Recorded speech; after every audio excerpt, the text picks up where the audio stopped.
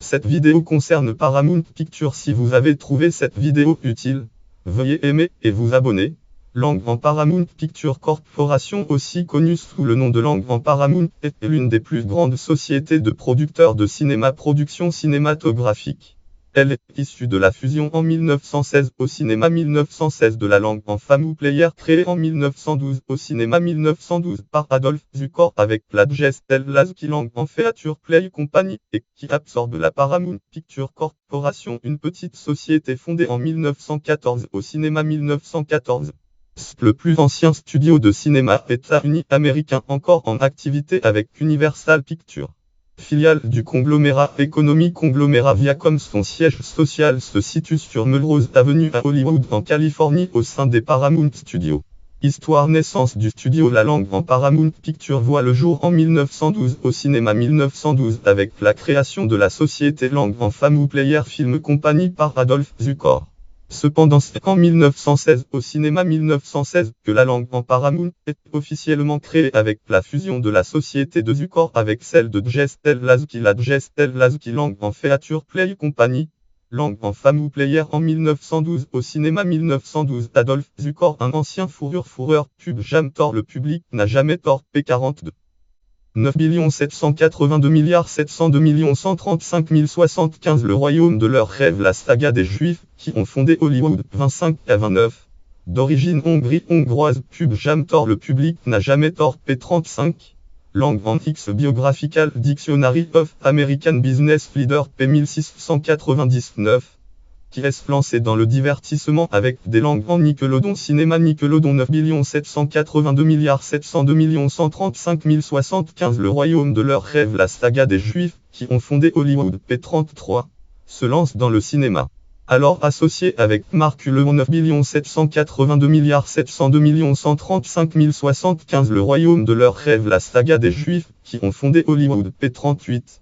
Le futur fondateur de la Langue en Metro-Goldwyn-Mayer Zukor songe à mettre sur pied des films plus longs que ceux réalisés à cette époque. Pub Jam Thor. Le public n'a jamais tort. P15. 9 782 702 135 075. Le royaume de leurs rêves. La saga des Juifs qui ont fondé Hollywood. P36. Et qui sont arbitrairement limités à une ou deux projections cinématographiques bobines par la Langue en Motion Picture Patent Company. Le consortium contrôlant l'industrie naissante du cinéma Fab dispara la fabuleuse histoire de la Langue en Paramount. P7 seconde colonne. Distribution d'un premier long métrage. Fichier Edwin Esporté. YouTube Edwin Esporté, futur réalisateur en chef de la Langue en Family Player, informa Adolph Zukor de la fabrication d'un film français en 4 bobines. Lors d'une conversation, Adolph Zukor apprend des Edwin Esporté que Louis Mercanton, un réalisateur français, veut réaliser un film en 4 bobines mais que faute d'argent le projet est sur le point d'être retardé. Pub Jam Thor. Le public n'a jamais tort. P66. Zukor voit alors en cette situation l'opportunité d'assouvir son obsession de long métrage et prend contact avec l'agent américain de Mercanton. Après négociation et la vente de ses parts de la société de l'œuvre Pub Jam Thor. Le public n'a jamais tort. P69. Zukor acquiert les droits de distribution du film pour les États-Unis pour $40 000 et avance l'argent nécessaire pour la reprise du tournage. Pub Jam Thor. Le public n'a jamais tort. P67. Le film terminé se pose le problème de le diffuser. Adolph Zukor entre en contact avec Daniel Frohman, un producteur et propriétaire de théâtre de Broadway. Fab dispara la fabuleuse histoire de la Langue en Paramount. P8 première colonne. Pub Jam Thor. Le public n'a jamais tort. P71. Afin de lui proposer d'organiser une projection de La Reine Elisabeth. Film 1912. La Reine Elisabeth avec Sarah Bernhardt en vedette. Le film rencontre un grand succès. 9 782 702 135 075. Le royaume de leurs rêves. La saga des Juifs qui ont fondé Hollywood. P41. 9 782 905 969 550 de Chroniques du cinéma. P133. Et marque un tournant pour les comédiens de l'époque. Avant La Reine Elisabeth, s'il était indigne pour elle de jouer dans un film, le cinéma étant considéré comme la distraction des incultes et voué à disparaître. Pub Jam Thor. Le public n'a jamais tort. P62. La présence de Sarah Bernhardt dans un film change la mentalité des comédiens qui estiment désormais que tel choix n'est finalement pas déshonorant. Ce revirement d'opinion vis-à-vis du cinéma alimente un peu plus l'ambition d'Adolphe Zukor faire des films avec de grands acteurs jouant leur meilleur rôle théâtraux comme l'a déjà fait la Comédie Française. Ainsi que Zukor donne naissance au studio Langue en Femme ou Player ayant pour devise Langue en Femme ou Player, un femme ou play comédien connu dans des pièces connues. Son équipe est alors composée de Edwin Esporté en tant que réalisateur en chef et responsable de la photographie, Al Lichtman qui est chargé de vendre le film La Reine Elisabeth à travers le pays, B.P. Schulberg qui est le responsable de la publicité et Albert Kaufman. Albert Kaufman est souvent cité dans l'autobiographie des Adolphe Zukor. Il semblerait que Kaufman était le bras droit voire l'homme de main de Zukor, qui prend la fonction de président-directeur général. Première production et première vedette fichier Marie Pickford on Beachwood Camera CA. 1916 Loc, YouTube Lef Marie Pickford la première vedette de la Langue en Femme ou Player. Pour lancer sa nouvelle société, Adolphe Zukor décide de faire des versions filmées de deux succès théâtraux, Le Comte de Monte Cristo et Le Prisonnier de Zenda. Roman Le Prisonnier de Zenda 9 782 702 135 075. Le Royaume de leurs rêves, la saga des Juifs qui ont fondé Hollywood. P44. Un budget de $50 000 est mis à disposition de Edwin Esporté et Hugh Ford pour faire Le Prisonnier de Zenda. Film 1913 Le Prisonnier de Zenda, ce qui représente presque 4 fois le budget d'un film de cette époque. Pub jamais tort, le public n'a jamais tort. P86. Suivent alors plusieurs productions qui mettent en avant des vedettes de la scène telles que Lily Langtry ou Minnie Madern Fisk. Après ses premiers succès, Adolphe Zukor oriente ses choix d'acteurs vers de plus jeunes. Il lance alors la carrière cinématographique de John Barrymore, un talent de Broadway de 31 ans, dans le film Langue en American Cities de J-Star. Le Double Pub jamais tort, le public n'a jamais tort. P111. Dans cette optique de rajeunir le casting de ses films, Zukor engage une jeune actrice de 20 ans et déjà reconnue dans le métier, Marie Pickford. Le premier film de Pickford pour la Langue en Femme ou Player, Un Femme ou Player, Un Bon Petit Diable. Film 1914, Un Bon Petit Diable, mais Zukor, estimant le résultat peu convaincant, choisit de le sortir après les 3 films suivants de l'actrice. Langue en Int Bishop, Carriage, Caprice. Film 1913, Caprice et Langue en Hardriff. Malgré cette membre, les premiers films de Marie Pickford sont des déceptions aux Langues en box-office. Finalement, avec le film suivant, Test au Pays des Tempêtes, film 1914, Test au Pays des Tempêtes, que Pickford devient la star de Zukor. Pub jamais tort, le public n'a jamais tort. P107. Fabrice Para, la fabuleuse histoire de la Langue en Paramount. P8 seconde colonne. Le studio qui appelle désormais Langue en Femme ou Player compte dans ses rangs un vivier de talents avec Marguerite Clark, Pauline Froderick, Marie Doro, Harold Lockwood, ou encore Jack Pickford, le frère de Marie. Djestel Lasky, Langue en Feature Play Company. Fichier Djes Lasky, Tube Djestel Lasky, l'un des pionniers du divertissement aux États-Unis.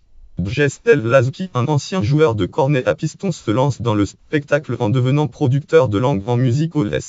Ses prospections à travers le pays lui font découvrir des futures stars telles que Ruth Saint-Denis ou Al Jolson. Fabrice Para, la fabuleuse histoire de la Langue en Paramount. P9 seconde colonne. Cependant, il fait faillite après avoir lancé un cabaret inspiré de celui des Folies Bergères. Pub jamais tort, le public n'a jamais tort. P17. En 1912, son parcours le mène finalement à produire une opérette écrite par Cécile B. de Mian. Au film Refero Second Moriter en production artiste Lasky Djes fiche de Djestel Lasky sur Langue en film référence page consultée le 7 février 2009. Ceci marque le début de leur collaboration. La réussite des Adolphe Zukor avec La Reine Elisabeth. Film 1912, La Reine Elisabeth. La même année donne une nouvelle perspective à Lasky avec la possibilité de faire des films aussi longs que des pièces de théâtre-pièces. En 1913, au cinéma 1913, Djestel Lasky était convaincu par Samuel Goldwyn. À cette époque, Samuel Goldwyn portait encore le nom de Samuel Goldfish. Son alliance famille beau-frère. Pub jamais tort, le public n'a jamais tort. P18. De se consacrer complètement à une carrière dans le cinéma. Fabrice Para, la fabuleuse histoire de la Langue en Paramount. P11 seconde colonne. 9 782 702 135 075. Le Royaume de leurs rêves, la saga des Juifs qui ont fondé Hollywood. P49. Ainsi que Djestel Lasky et Cécile B. de Mian, après une hasardeuse rencontre, propose à Dustin Farnium d'être la tête d'affiche d'un film qui durerait plus d'une heure. Le film en question serait une adaptation d'une pièce à succès d'inspiration western de 1905 au théâtre 1950. Cécile de Miecombe fiche du mari de Lydienne sur le site officiel de Cécile B. de page consultée le 13 avril 2010. Langue en Woman 9 782 905 969 550 de Chronique du cinéma P141. Langue en 520 85 574 Cécile B. 2000 en American Culture Style RAP 13. 2 912 400 333 Cécile B. 2000 P37. Écrite par Edwin Milton Roy, dont Lasky a obtenu les droits d'adaptation pour le cinéma pour $15 000. Fabrice Para, la fabuleuse histoire de la langue en Paramount P10 première colonne. Ainsi qu'est créé la langue en Gestel Lasky Feature Play Company avec Lasky en tant que président de MIP comme président directeur général et Samuel Goldberg qui a investi $20 000 dans le capital de la nouvelle société devient administrateur de société administrateur général. Le premier long métrage hollywoodien fichier Woman publicité pour le lancement du film Le mari de Lydienne film 1914 Le mari de Lydienne. Dustin Farnum accepte la proposition de Lasky et de mais refuse de prendre 25 des parts de la société préférant la somme fixe de $5 000. Pub Jam Thor. Le public n'a jamais tort. P129. Le tournage du film est d'abord envisagé dans le New Jersey mais l'endroit semble peu approprié pour un film de langue en cowboy et des Amérindiens indiens. Fabrice Para, la fabuleuse histoire de la langue en Paramount P10 seconde colonne. Finalement, tandis que Gestel Lasky et Samuel Goldberg restent à New York, Cécile B. 2000 part avec son équipe pour Flagstaff, en Arizona. À leur arrivée, ils sont alors pris par une tempête de neige poussant l'équipe à continuer son chemin vers Hollywood. Bourgade accueillant déjà le réalisateur des Ward Griffith en Spartacus Cholnekopus à Griffith. Biographie de Ward Griffith sur langue en Spartacus Educational, page consultée le 7 février 2009. Ainsi que le date 22 décembre 1913 au cinéma de Mulhouse, une grange connue aujourd'hui sous le nom de Langue en Hollywood Heritage Museum. Histoire de la Lasky de Barn au coin des rues Langue en Selma et Langue en Vigne, aménagé en studio par la Langue en Burn en Revier Studio en laboratoire pour unité 250 par mois en Hollywood Heritage Org Museum. Timeline frise chronologique de Mark Wanamaker, historien du musée sur le site du Langue en Hollywood Heritage Museum, page consultée le 7 février 2009. En Starcom Museum Studio Museums Langue en Hollywood Heritage Museum de Barn par Gary Wyan sur Langue en SingStar 1 Hollywood, page consultée le 7 février 2009. Unité 75 selon une autre source. Le date 29 décembre 1913 au cinéma débute le tournage de ce qui sera le premier long métrage hollywoodien. Pendant le tournage, Lasky arrive de New York pour observer le travail qui est fait. Les comptes rendus qu'il fait à Goldberg sont si enthousiastes que celui-ci fait en sorte d'obtenir une avance de $60 000, $40 000 selon une autre source sur les futurs droits de diffusion. Fabrice Para, la fabuleuse histoire de la langue en Paramount P11 première colonne. Le mari de Lydienne film 1914. Le mari de Lydienne finalement réalisé en 18 jours et principalement par Oscar Apfel du fait de l'inexpérience cinématographique de Demi Store en 1914 au cinéma 1914. Un franc succès qui rapporte 10 fois plus que son coût de production. Cette réussite permet à la compagnie de lancer de nouvelles productions après l'agrandissement du studio. Un agrandissement qui permet de faire plusieurs films simultanément. À la suite du succès du film, Gestel Lasky reçoit de nombreux messages de félicitations dont un provenant d'Adolphe Zukor. Pub Jam Thor. Le public n'a jamais tort. P130. Lasky invite alors Zukor à déjeuner, une rencontre qui marque le début d'une longue amitié. Le cinéma comme un art fichier. Cécile B. 2000 Paramount Pictures YouTube. Cécile B. 2000 en 1914 travaillant à un scénario devant l'affiche du mari de Lydienne. Après le mari de Lydienne, la compagnie enchaîne elle.